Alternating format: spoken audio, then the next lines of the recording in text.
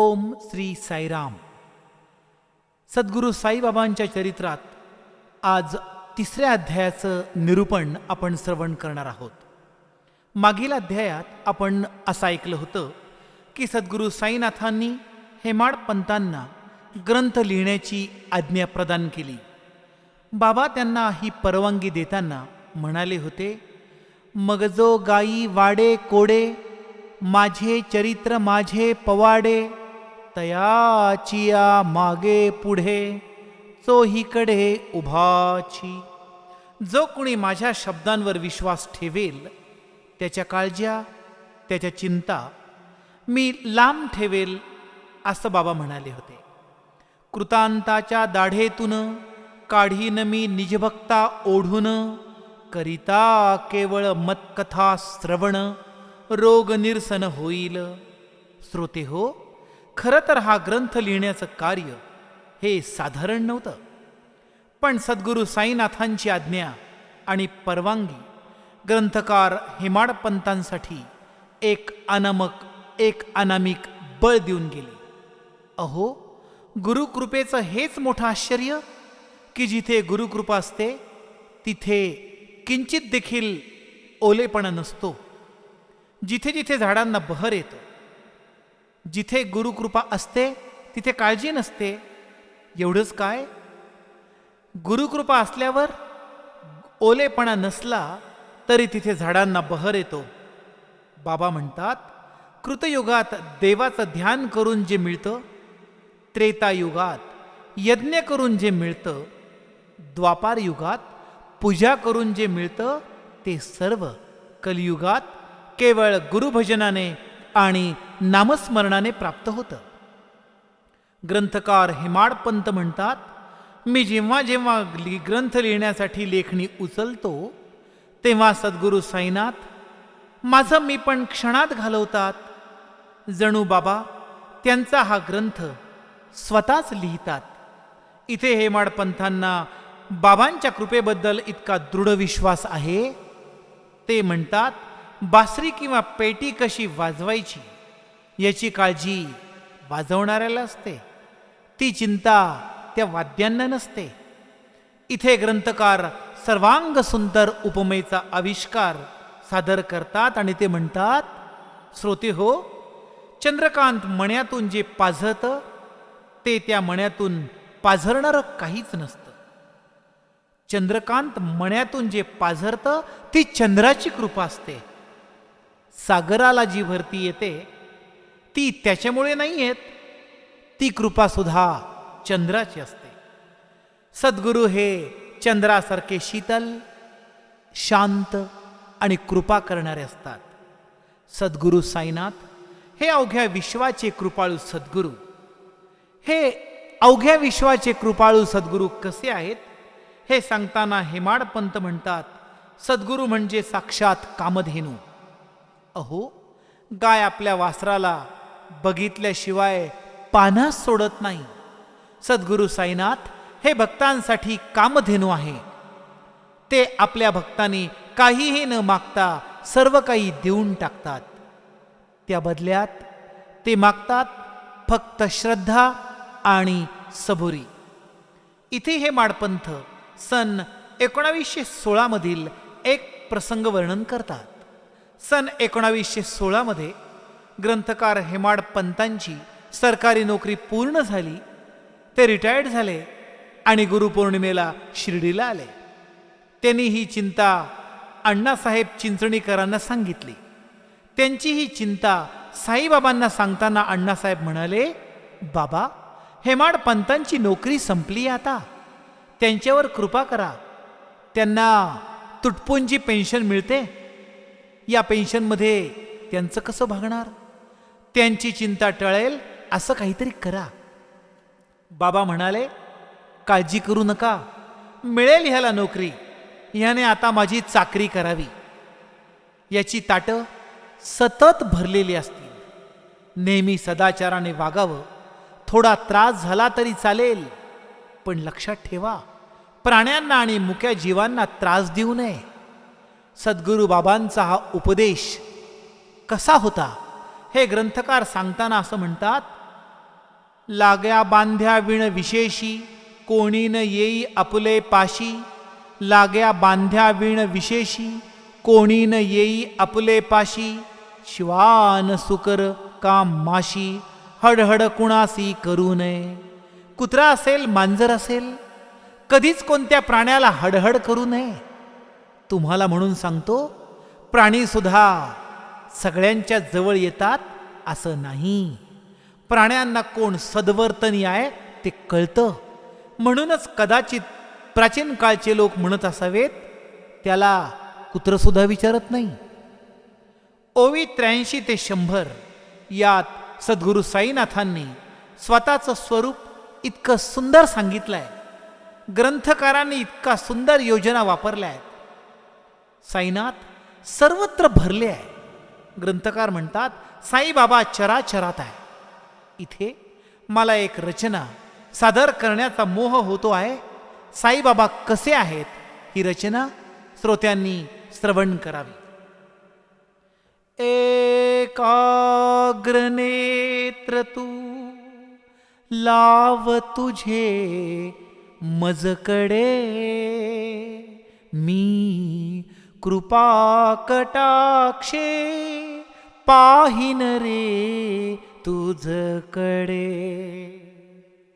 मी श्री विष्णू ब्रह्मा शंकर आदिनाथ, मी दत्त दिगंबर.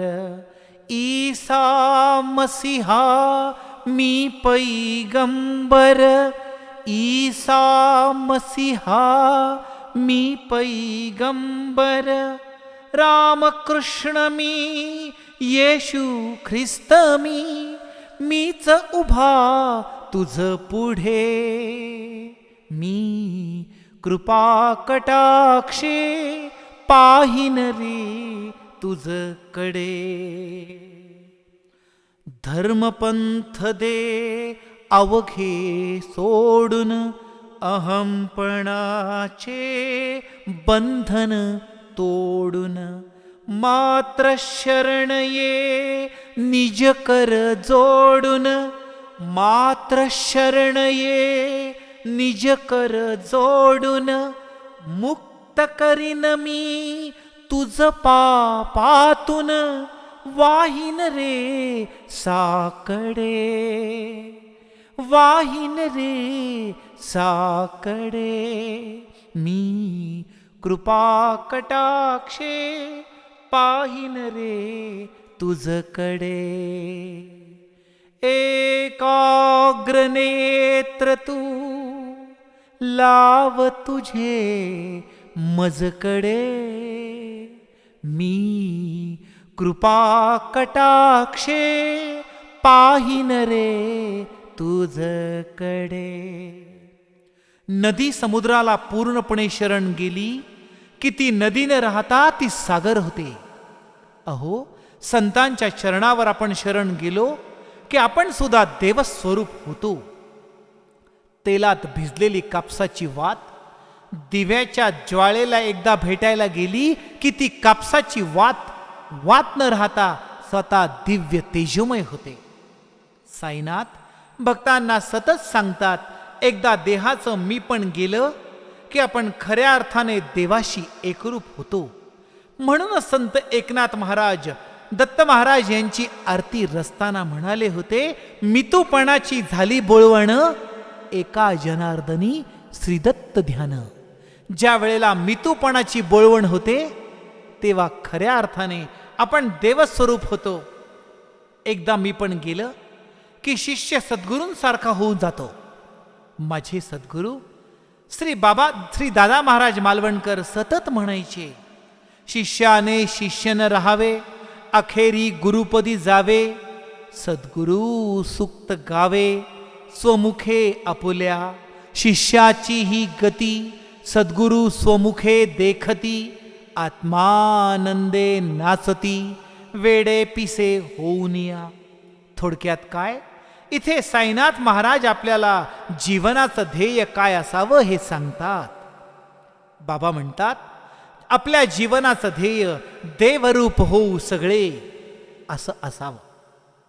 यानंतर हेमाड पंथांनी एक छान कथानक सादर केलंय. एकदा एक मुस्लिम भक्त बाबांकडे शिर्डीला आला. तो बाबांच्या प्रेमात पडला.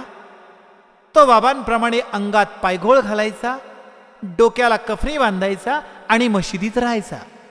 तो कधी मशिदीत तर कधी चावडीत मोठ्या आवाजात जशी लहर येईल तशी कलमे पढायचा, नमाज पढायचा.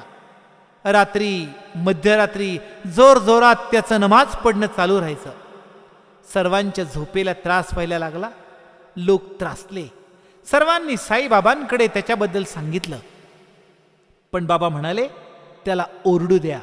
अहो, ज्याला भजनाचा, ज्याला देवाच्या नामाचा छंद आहे त्याला उगीच त्रास देऊ नये आपण.